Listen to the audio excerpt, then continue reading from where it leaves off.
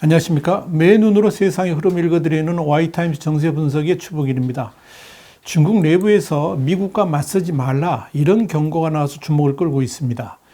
홍콩의 사우스차이나 모닝포스트는 22일 장바이저 전 중앙당사 부원장이 전날 중국 사냐에서 열렸던 한 포럼에서 중국이 미국과 패권 전쟁을 치르면서 미국과 맞서려는 행동을 해서는 안 된다 그러면서 중국은 안보와 개방의 목표를 신중하게 조율할 필요가 있다라고 말했다. 이렇게 보도를 한 겁니다. 사우스차이나 모닝포스트는 특히 이 장바이저의 이날 발언이 미중 간 충돌 상황이 격화되고 있는 와중에 나왔고 또 특히 중국의 관영 언론들이 중국의 우월성을 크게 강조하는 시점에서 나왔다는 점을 주목했습니다. 이 장바이저는 이날 세계 지도자로서의 미국의 역할은 쇠퇴하고 있지만 역사적 경험으로 볼 때 미국은 강력한 자율 통제 능력을 갖춘 나라라 그러면서 미국의 역할을 무시해서는 안 된다라고 강조를 한 겁니다. 장바이저는 또한 미국이 스스로 실패하게 될 것이라고 믿으면 안 된다 그러면서 동승서강, 그러니까 동양은 흥하고 서양은 쇠한다, 이런 동승서강론은 과장된 것이다 이렇게 주장을 했습니다. 특히 이 동승서강론은 시진핑 주석이 그동안 공공연하게 주장을 해왔고요.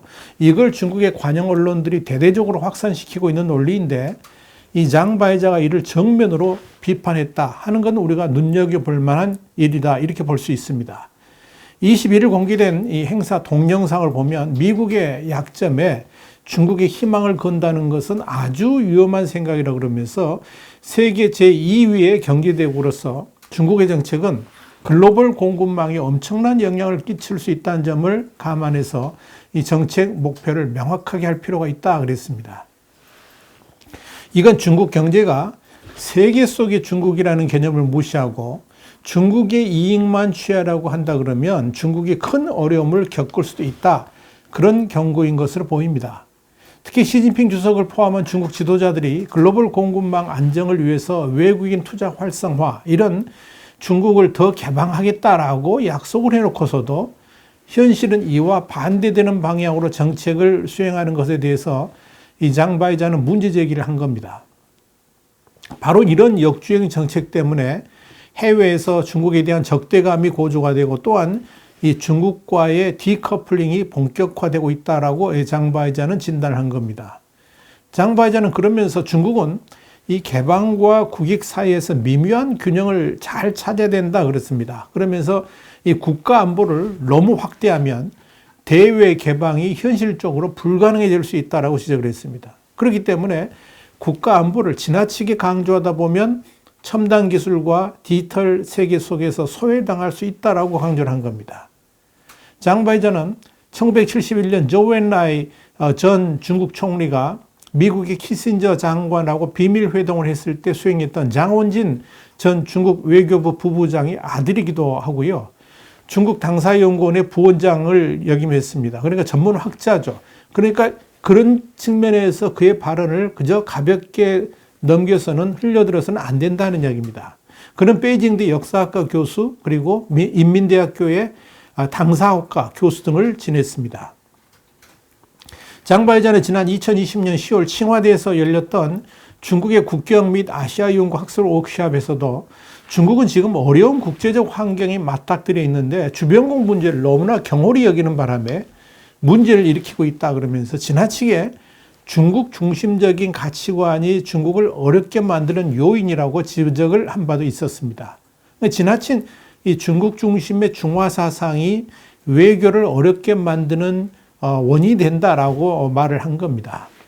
이 장바이저의 발언이 주목을 받고 있는 것은 이 장바이저가 한때 중국 공산당의 핵심이기도 했고 중국 역사를 꿰뚫어보고 있는 전문가인데 많은 중국 내 학자들이 모인 포럼에서 공공연하게 사실상 시진핑의 핵심 정책에 대해서 비판을 했다는 점이죠. 물론 이 장바이저가 시진핑의 정책에 대해서 애들로 표현하기도 하고 아주 조심스럽게 비판을 하기는 했지만 핵심은 시진핑의 세계 패권론에 대해서 정면 도전을 하고 있고 특히 미국과의 패권 전쟁을 통해서 미국을 무너뜨리려는 그런 생각이 얼마나 잘못된 것인가를 구체적으로 지적하고 있다는 점이 눈길을 끕니다. 그러면서 장바이자는 미국과 맞선다는 것이 얼마나 어리석은 일인지를 조목조목 비판하고 있습니다. 미국이란 나라가 중국이 그렇게 쉽게 볼 그런 국가가 아니라는 거죠. 장바이자는 지난해 포럼에서도 중국이 너무 우물한 개구리식으로 과거의 청나라 시대의 생각으로 지금도 주변국을 바라보고 있고 미국 등의 세계도 그런 중화사상 관점에서 외교를 하려고 한다라고 지적을 한 바 있습니다. 그래서 주변국들이라든지 다른 강대국들을 우습게 본다는 거죠. 이 장바이자가 지금 지적하는 것은 그렇게 현실을 잘못 판단하는 대표적인 사람이 누구냐? 시진핑이라는 겁니다. 노골적으로 그렇게 말을 하지는 않았습니다만 내심 지금 시진핑 주석의 외교 정책이라든지 이 중화사상에 기초한 중국 우선주의가 중국을 아주 어려운 지경으로 빠지게 할 수 있다라고 경고를 한 겁니다. 자, 이런 장바이자의 지적은 지난 9일 중국 공산당의 기관지인 인민일보가 당에 나아갈 바를 제시하는 이론 기고글에서도 그대로 나타난 바 있죠. 취칭산 중앙당사 및 문화연구원 원장이 기고한 이 개혁개방은 당의 위대한 각성이다. 이런 4,000자에 달하는 논평은 중국 특색 사회주의의 체제 구축은 현대 중국의 모든 발전과 발전을 위한 근본적인 정치적 전제와 제도적 기반을 마련했다 그러면서 덩샤오핑이 문화대혁명이 끝난 뒤에 역사의 중요한 시기에 잘못을 바로잡고 덩샤오핑 이론을 세워서 중국 특색의 사회주의를 개척했으며 이 장점인의 세계 대표로는 이 개혁 목표와 기본 틀을 확립했고 후진타오는 실천, 이론, 제도 혁신을 추진해서 과학 발전관을 형성했다라고 썼습니다. 이 장바이자와 같은 중국 공산당 역사학자인 취칭산의 결론은 덩샤오핑, 장점인 후진타오로 이어지는 사상과 중국의 발전 흐름을 단호하게 밀고 나가야 된다는 거였죠. 그래서 이 취칭산의 논평에 덩샤오핑이 9차례나 등장을 하고 그의 후임인 장점인 후진타오도 언급되지만 시진핑은 한 번도 그 이름이 거론되지 않았던 겁니다. 여기에 대해서는 우리 와이타임즈가 12월 18일 보도를 해드린 바 있고 우리 유튜브 동영상은 1194회차를 보시면 자세히 아실 수 있을 겁니다. 자, 중요한 것은 중국 내의 최고 권위를 가진 이들로부터 시진핑 노선에 대한 비판적 시각이라든지 반발들이 공공연하게 나타나고 있다는 겁니다. 이건 중국 내에서 지금의 시진핑 노선에 대해서 위기감을 가진 이들이 그만큼 많다는 것이고 그 위기감의 강도가 그만큼 크다는 것을 뜻합니다. 특히 이제 더 이상 그대로 두고 볼 수 없다는 절박감까지 담겨 있는 것으로 보입니다. 여러분, 저는 중국 역사를 보면서 이렇게 판단합니다. 중국은 냉온탕을 오고 가고 있는 역사를 반복하고 있다. 이렇게 봅니다. 마오쩌둥의 문화대혁명은 폭력적 혁명이라는 비극을 낳았죠. 그런데 덩샤오핑은 시장경제 도입이라는 극단적 처방을 함으로 인해 가지고 중국의 분기를 이끌었습니다. 사실 중국이 세계 제2의 경제대국이 된 것은 자본의 본원적 축적을 추구한다는 명목으로 인민에게 먼저 부자가 되라고 부추겼기 때문이었죠. 그래서 이 국가가 전 인민의 부자화를 추구했던 겁니다. 그렇다고 덩샤오핑이 권위주의 정치를 포기한 건 아니었습니다. 그러나 전반적으로 보면 정치는 가두는 대신 돈을 풀었습니다. 그러면서 정치가 경제에 개입하는 것을 최소화했습니다. 물론 덩샤오핑의 개혁개방 정책은 도시 중심으로 그것도 사회적 지배자 중심으로 혜택을 받으면서 빈부의 격차는 더욱 극심해졌습니다. 모두가 가난했던 중국에서 이젠 돈 있는 이들은 풍족한 반면 가난한 이들은 여전히 극빈층에 몰려있는 양극화가 심화된 겁니다. 이런 부의 편중을 타파하겠다고 나선 이가 바로 태조당 출신의 시진핑입니다.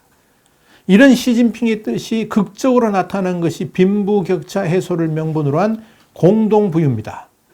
이런 시대착오적인 경제 개념을 현실화하기 위해서 권력을 동원합니다. 정치가 경제에 깊숙하게 들어가기 시작한 겁니다. 쉽게 표현하자면 부자들의 지갑을 협박해서 풀게 만든다 이거죠. 그래서 가난한 이들에게 나눠주자는 그런 정책을 펼친다는 겁니다. 그런데 그런 공동부유가 쉽게 이루어질 리가 없습니다. 그래서 꺼내든 것이 철저한 국가 통제입니다. 그러기 위해서 권력의 힘을 과시해만 됩니다. 자, 그런 시진핑의 정책이 어떻게 지금 만들어지고 있느냐. 시진핑 사상으로 나오고 있고, 그리고 공산당 중심주의이고 장기 독재로 나타나고 있는 겁니다. 덩샤오핑은 마오쩌둥의 문화 대혁명으로 인한 극심한 트라우마와 여기에 대한 비극의 보상책으로 이데올로기를 사실상 포기했습니다. 그렇다고 공산당 권위주의를 포기한 건 아니었죠. 그래서 천안문 사태 때 이 권위주의 사수를 위해서 무자비한 진압을 강행했던 겁니다. 그런데 빈부격차를 전면에 내세운 시진핑 시기는 덩샤오핑이 포기했던 이데올로기까지 다시 전면으로 내세우고, 그러면서도 권위주의를 극단으로 끌어올리고 있습니다. 그러다 보니까 중국의 체제는 중국의 역대 어느 황제보다도 더 막강해졌습니다. 여기에 덩샤오핑이 이렇게 했던 세계 제2의 경제대국이라는 밑자락까지 깔고 나니까 이제 눈에 뵈는 게 없는 거죠. 그래서 세계 패권 장악이라는 중화상상이 중국몽으로 변신하면서 지금 시진핑의 중국을 휘감고 있는 겁니다. 자, 그런 시진핑의 중국이 지금 미국뿐 아니라 미국의 동맹국들과 대액 충돌을 경험하면서 급기야는 이제 디커플링, 그러니까 탈중국 현상으로 나타나고 있는 겁니다.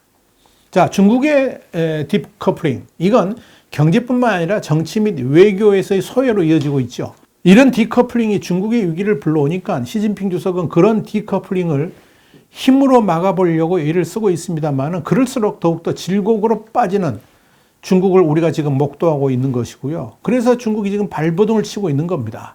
지금 중국의 역사 전문가들이 주장하는 것은 중국이 살 수 있는 길은 세계 속의 중국으로 되돌아가는 것이라고 말을 합니다. 세계 경제 속에 중국이 할 일을 찾고 공생하는 것이 중국이 나아가야 될 유일한 길이라고 역설을 하고 있는 겁니다. 그것이 중국몽이 돼야 되고, 그래야 중국의 미래도 있다 하는 이야기입니다. 물론 중국이라는 경제대국이 쉽사리 무너지지는 않을 겁니다.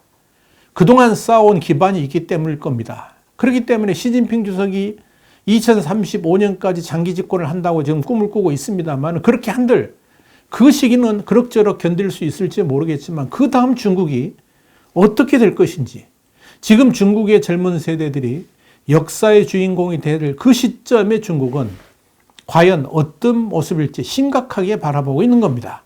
지난 12월 5일자 미국의 외교 전문지 포린 어페어스는 존스 호킨스 대학의 국제정치학자인 할 브랜즈 석좌 교수와 마이클 베클리 터프스대 정치학 교수의 기고문을 실었는데요. 여기서 시진핑 중국 주석이 시간은 우리 편이라고 주장했지만 현실은 전혀 그렇지 않다 그러면서 이미 중국은 몰락의 길로 걸어가고 있다라고 진단을 했습니다.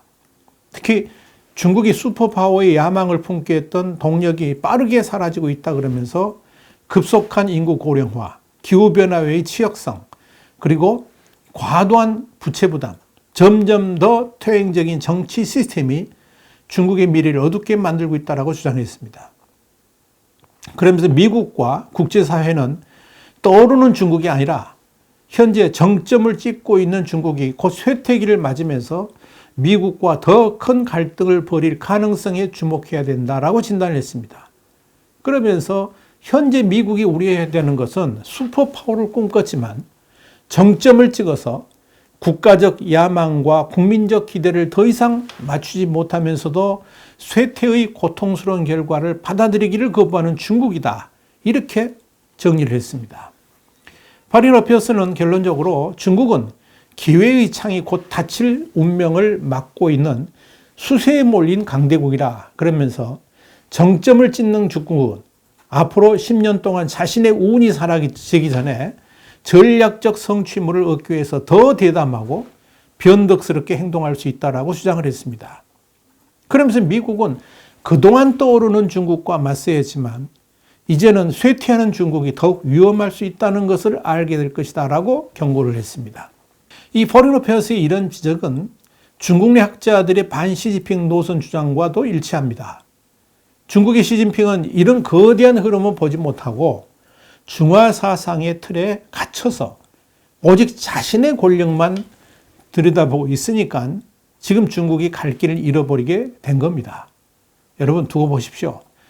지금 뭐 한국의 친중학자라든지 중국을 칭송하는 많은 사람들이 시진핑의 역사가 잘 가고 있다고 이야기하지만 전혀 그렇지 않습니다. 역사가 시진핑을 어떻게 평가할지 반드시 여러분들은 나중에 목격하게 될 겁니다. YTN 정세분석이었습니다. 다음 주에 다시 뵙겠습니다. 감사합니다.